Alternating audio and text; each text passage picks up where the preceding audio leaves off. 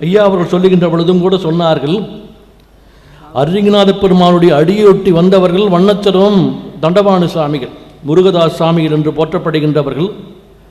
அவரையொட்டி அவர்கள் அரு சமயங்களுக்கும் பல்லாயிரக்கணக்கான 50,000த்திற்கும் மேற்பட்ட கவிகளை எல்லாம் பாடியிருக்கின்றார்கள். அவருக்கு சந்தக்கவி என்கின்ற ஒரு பெயரும் உண்டு, மற்றொன்று வண்ணச்சரவம் என்று போற்றுகின்றார்கள்.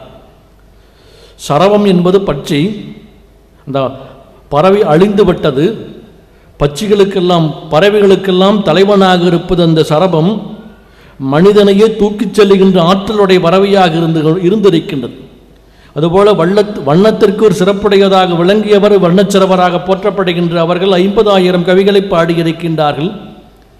அப்படி பாடுகின்ற பொழுது மழை வேண்டி 2 பதிகங்கள் பாடுகின்றார்கள். அந்த மழைப்பதிகத்திலே ஒரு பாடலிலே சொல்லுகின்றார், நாமெல்லாம் இன்று தமிழகத்தில் எல்லாம் வேண்டிக் கொண்டிருக்கின்றோம், நல்ல மழை பொழிய வேண்டும் என்று கேட்கின்றோம்.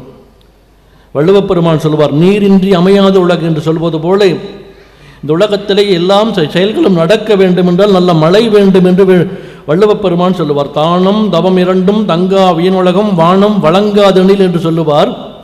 அப்படி இந்த மழையானது எப்படி பொழிய வேண்டும் என்று விருப்பப்படுகின்றார் என்று மழைப்பதிகத்திலே தண்டபாணி சாமிகள் மிக அழகாக சொல்லுவார்.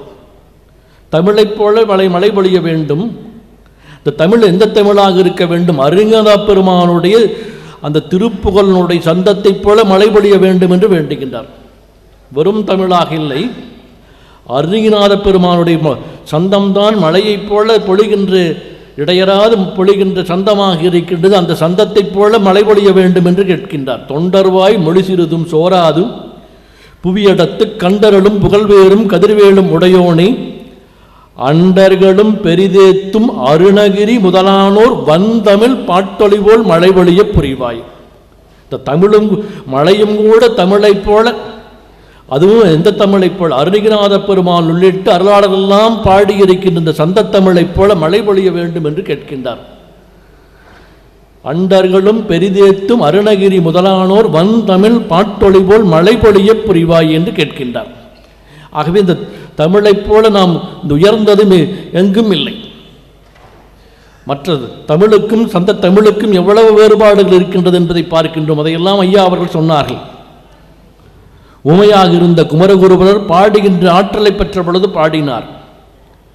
அதுபோல சொன்னார்கள், அருணகிரிநாத பெருமானுடைய பாடலை பாடினால் நமக்கு இருக்கின்ற திக்குவாயெல்லாம் போய்விடும் என்று சொன்னார்கள். அப்படி பாடுவதற்குரிய பாடும் பணியே பணியாய் அருள்வாய் என்று கேட்பது போல பாடுகின்ற ஆற்றலை எனக்கு கொடுக்க வேண்டும் என்று கேட்கின்றார். இலக்கியங்கள் எல்லாம் பக்தி இலக்கியங்கள் எல்லாம் தோன்றிய மண்ணாக இருக்கின்றது. முருகப்பெருமானுடைய சிறப்பை போற்றுகின்ற வகையிலே அவர்கள் பாடியிருக்கின்றார்கள்.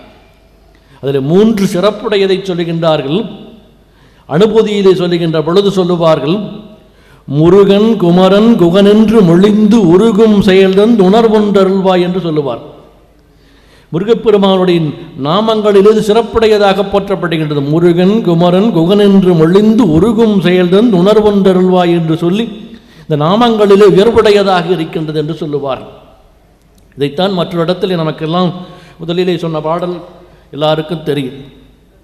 முருகா எனும் நாமங்கள் என்று சொல்லுகின்றார். முருகா என்பது ஒருமையிலே இருக்கின்ற பொழுது, நாமங்கள் என்பது பன்மையிலே இருக்கின்றது என்று சொல்லுகின்ற பொழுது, முருகப்பெருமானுடைய நாமத்தை ஒரு முறை சொன்னாலே பல முறை சொன்னதற்கு ஒப்பானதாக இருக்கின்றது. அவ்வளவு உயர்ந்த மந்திரமாக இருக்கின்றது.